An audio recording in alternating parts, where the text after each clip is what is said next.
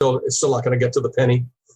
And then if you get an actual collection report, you can do some extrapolations from that on a spreadsheet, and you look at it. What am I doing on an annual basis or a monthly basis or a daily basis, which gets us to turns per day, or income per day, and then you break it down to turns per day, and then you'll find out your ratios between your washers amongst themselves, and then the dryers, and then you start to be able to look at how do I manage my store, which we'll talk about once we get in there. So you're going to do your due diligence, and if your due diligence proves out, I usually have my buyers have basically a non-contingency escrow.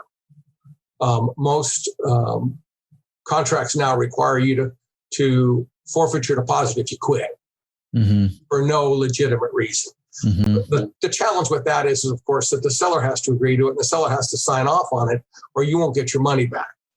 And so I try to make them as much as non-contingency. I even try to get a verbal on the financing so that I'm not going to hit a roadblock.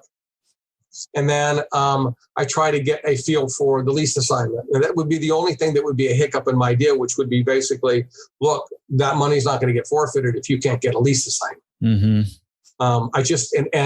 that gets us to leases. And what do you want to know about leases?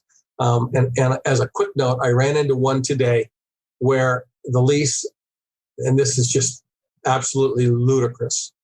The landlord says in there, the landlord reserves the right to delay, condition, or withhold the assignment.